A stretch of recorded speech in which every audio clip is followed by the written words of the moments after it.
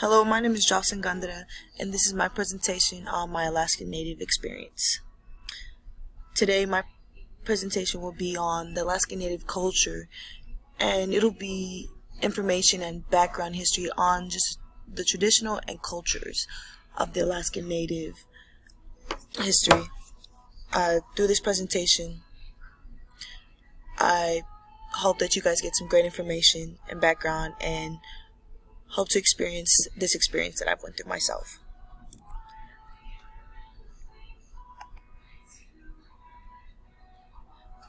Fairbanks, Alaska is a beautiful place.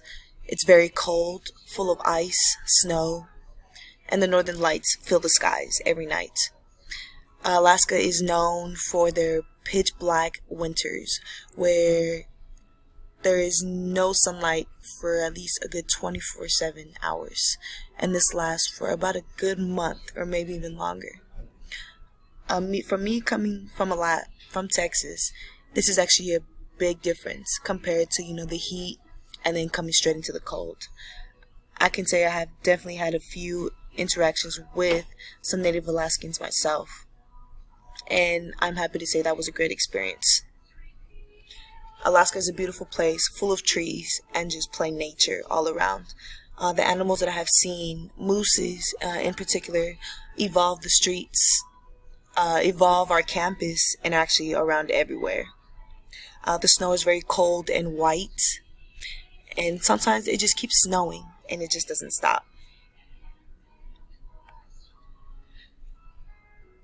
Alaska is home to 11 Alaskan Native groups defined by their language.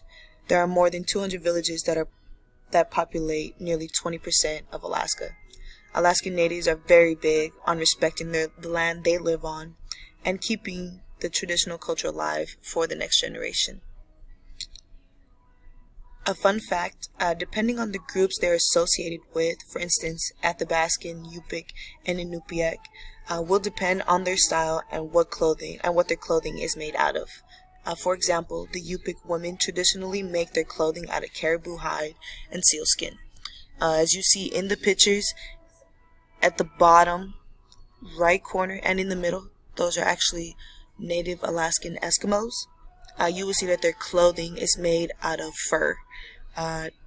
Most of their fur comes from wolf, which is what actually helps keep them warm from this cold weather. You will see the native lady as well on the left side with her child, with the clothing on as well, keeping her child warm with that animal skin or fur as well. Beading is actually what they call to make their clothing out of animal skin. You will also see the map that is on the right side.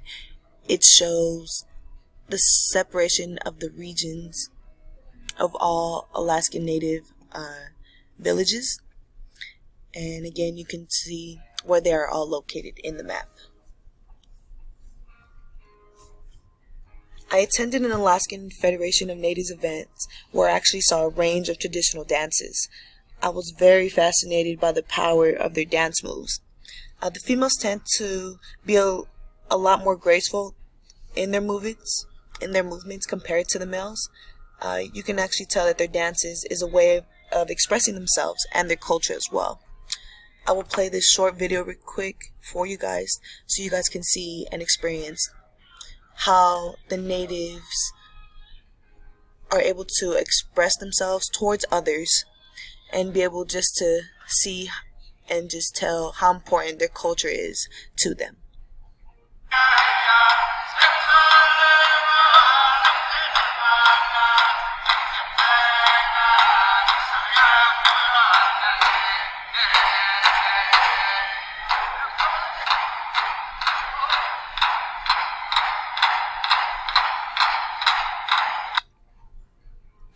As you can tell from the movements of the Alaskan Natives, they feel somewhat spiritually alive with their music, the rhythm of their drums, and just their dance moves as well. You can tell how graceful they are to, again, their tradition and their culture, and it really just shows and expresses how they feel about where they come from, which is very big and important. Indigenous people live off of subsistence, which is a way of life here in Alaska. Of course, compared to Texas, where you actually have to go to the store and buy the goods, instead, these Alaskan natives actually go out of their way and into the wild just to look for some food, just to survive. Living off nature can be difficult due to weather issues. My friend Andrew informed me how his family's way of living is only through subsistence, which is their job, and it's a year-round thing. His family actually has to hunt twice as much food for the next season just to sustain through the winter seasons. Their meat and protein come from hunting the animals.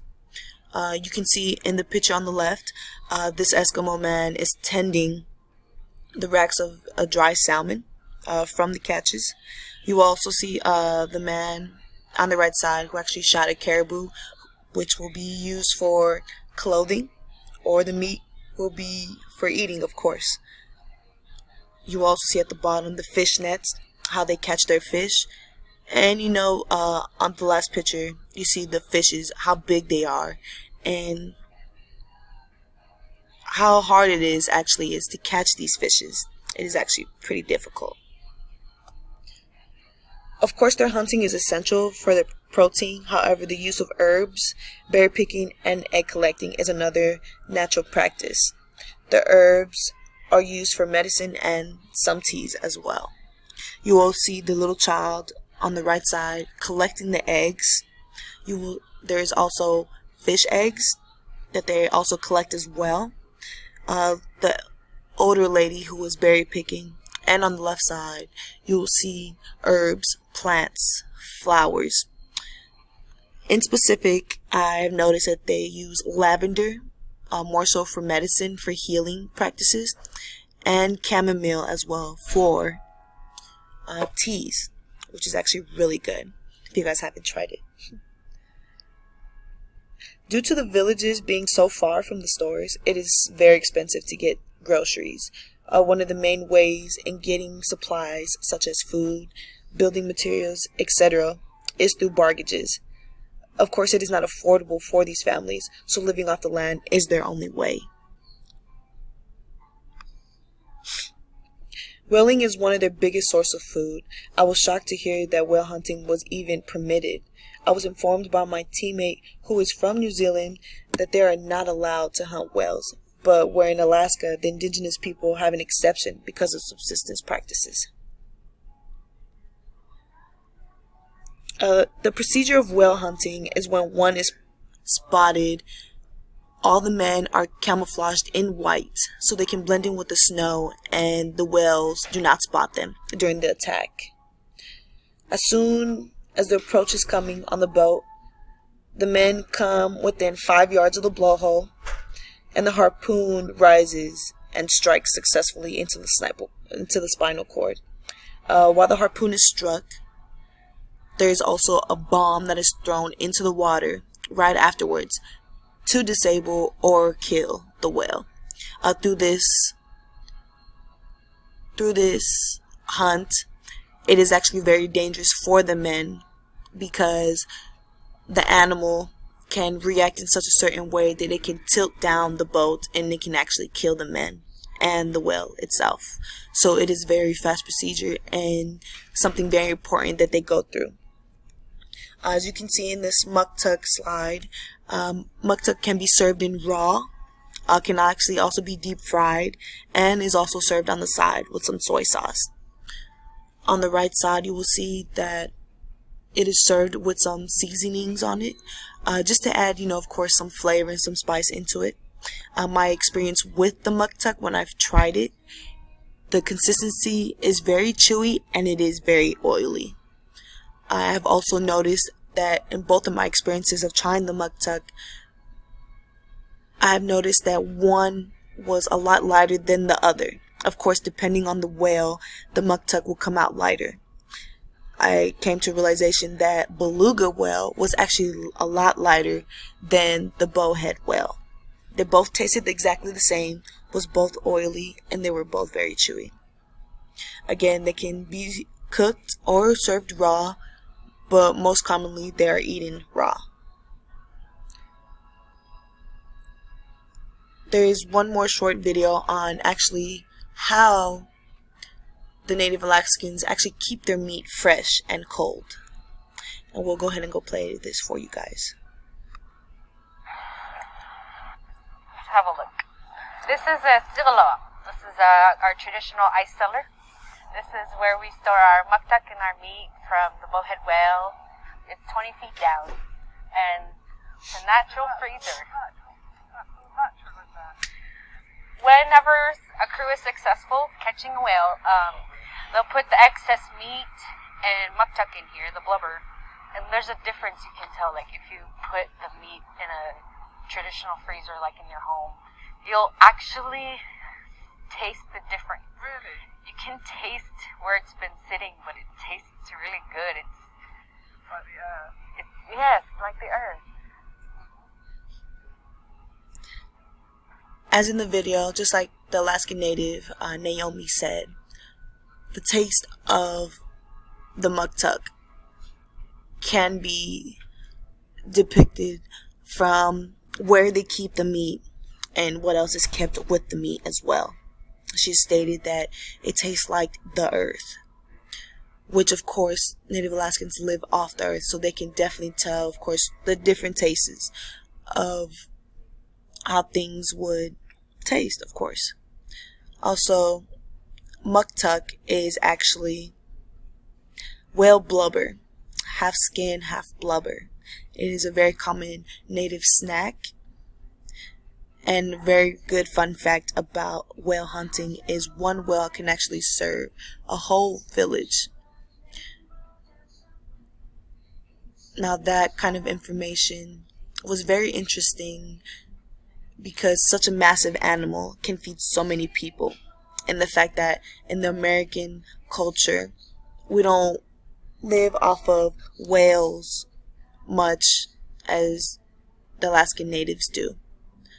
Again, depending on the weather, depends on their hunting and gathering. But I can say, learning so much about this culture definitely made me realize how grateful I should be on the stuff that I have and the things that I've experienced. Because I know definitely not anybody in the American culture can actually survive and do what the Alaskan natives do. I hope you guys learned enough information or was just able to be interested in my information. And I hope you guys spread and learn more knowledge about the Alaskan Native culture. And I'm happy to say that I'm grateful for taking this class and learning a new culture and tradition for me to spread and get more information on. But again, thank you for listening to my presentation. Lastly, before ending the presentation, here is my works cited, where I gathered all my information from, and my personal interviews as well with my interactions with the Alaskan natives. Again, thank you.